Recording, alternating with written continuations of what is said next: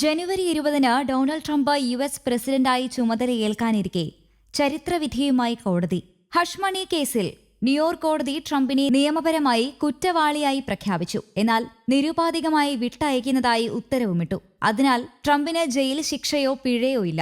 20-ന് Trump പ്രസിഡന്റായി അധികാരമേൽക്കാനിരിക്കെയാണ് ഈ ചരിത്രവിധി. ഇതോടെ കുറ്റവാളിയായി ശിക്ഷിക്കപ്പെട്ട ആദ്യ യു.എസ്. പ്രസിഡന്റായി ട്രംപ് മാറും. ഇന്നലെ വെർച്വലായിട്ടാണ് ട്രംപ് കോടതിയിൽ ഹാജരായത്. കേസിൽ ശിക്ഷ വൈകിപ്പിക്കണമെന്ന ട്രംപിന്റെ ഹർജി സുപ്രീം കോടതി തള്ളിയിരുന്നു. 2016-ൽ പ്രസിഡന്റ് തെരഞ്ഞെടുപ്പ് പ്രചാരണത്തിനിടെയായിരുന്നു ട്രംപ് അഭിഭാഷകൻ മുഖേന സ്റ്റോമിക്ക് $130,000 നൽകിയത്. തുക ഇലക്ഷൻ നിയമങ്ങൾക്ക് വിരുദ്ധമായി ബിസിനസ് ചെലവാക്കി കാണിച്ചുള്ള രേഖകളാണ് കുരുക്കായത്. കുറ്റം മറയ്ക്കാൻ വ്യാജരേഖകൾ നിർമ്മിച്ചതടക്കം 34 ചാർജുകളിലും ട്രംപ് കുറ്റക്കാരനാണെന്ന് കണ്ടെത്തിയിരുന്നു. എന്നാൽ തനിക്കെതിരെ വേട്ടയാടലെന്നാണ് ട്രംപിന്റെ പ്രതികരണം. 4 വർഷം വരെ ജയിൽ ശിക്ഷ ലഭിക്കാവുന്ന കുറ്റങ്ങളാണ് ട്രംപിന് മേൽ ചുമത്തപ്പെട്ടത്. കഴിഞ്ഞ വർഷം ഏപ്രിൽ 15-നാണ് കേസിന്റെ വിചാരണ തുടങ്ങിയത്. മെയ്യിലാണ് ട്രംപ് കുറ്റക്കാരനാണെന്ന് കോടതി കണ്ടെത്തിയത്. വിവിധ നിയമ തടസ്സങ്ങൾ മുൻനിർത്തി ശിക്ഷാവിധി വൈകുകയായിരുന്നു. ക്രിമിനൽ കേസിൽ കുറ്റക്കാരനെന്ന് വിധിക്കപ്പെടുന്ന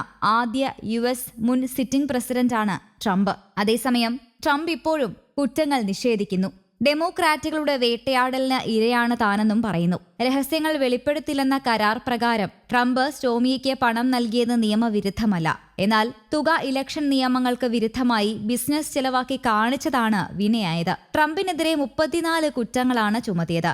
2 മാസത്തോളം വിചാരണ നടന്നിരുന്നു. എല്ലാ കുറ്റങ്ങളിലും കുറ്റക്കാരനാണെന്ന് കണ്ടെത്തുകയും ചെയ്തു. 4 വർഷം വരെ ജയിൽ ശിക്ഷ ലഭിക്കാവുന്ന കുറ്റത്തിലാണ് ട്രംപിനെ വെറുതെ വിട്ടത്. ഹഷ് മണി കേസിൽ വിധി പറയുന്നത് നിർത്തിവെക്കണമെന്നാവശ്യപ്പെട്ട് ട്രംപ് നൽകിയ അപേക്ഷ യു.എസ്. കോടതി തള്ളിയിരുന്നു. പിന്നാലെയാണ് ന്യൂയോർക്ക് കോടതി ട്രംപിന്റെ ശിക്ഷാവിധി പ്രഖ്യാപിച്ചത്. ഫ്ലോറിഡയിലെ തന്റെ സ്വകാര്യ വസതിയിൽ നിന്ന് വെർച്വലിയാണ് ട്രംപ് ഹാജരായത്. മുൻ പ്രസിഡന്റും ഭാവി പ്രസിഡന്റുമായ ട്രംപിന് ശിക്ഷ വിധിക്കാൻ താൽപര്യമില്ലെന്ന് ന്യൂയോർക്ക് കോടതി പറഞ്ഞിരുന്നു. ഡൊണാൾഡ് ട്രംപുമായി ഉണ്ടായ ബന്ധത്തെക്കുറിച്ച് ടോമി കോടതിയിൽ വെളിപ്പെടുത്തിയിരുന്നു.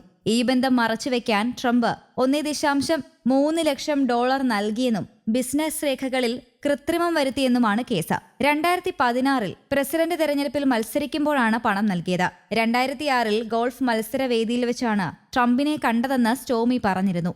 റിയൽ എസ്റ്റേറ്റ് ബിസിനസ്സിലായിരുന്നു ട്രംപ് എന്ന്.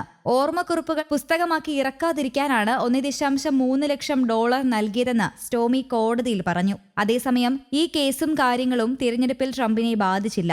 വൻ വിജയമാണ് ട്രംപ് അന്ന് സ്വന്തമാക്കിയത്. ജനുവരി 20-നായിരിക്കും ട്രംപ് യു.എസ്. പ്രസിഡന്റായി സത്യപ്രതിജ്ഞ ചെയ്യുക. News desk Kerala Kaumudi.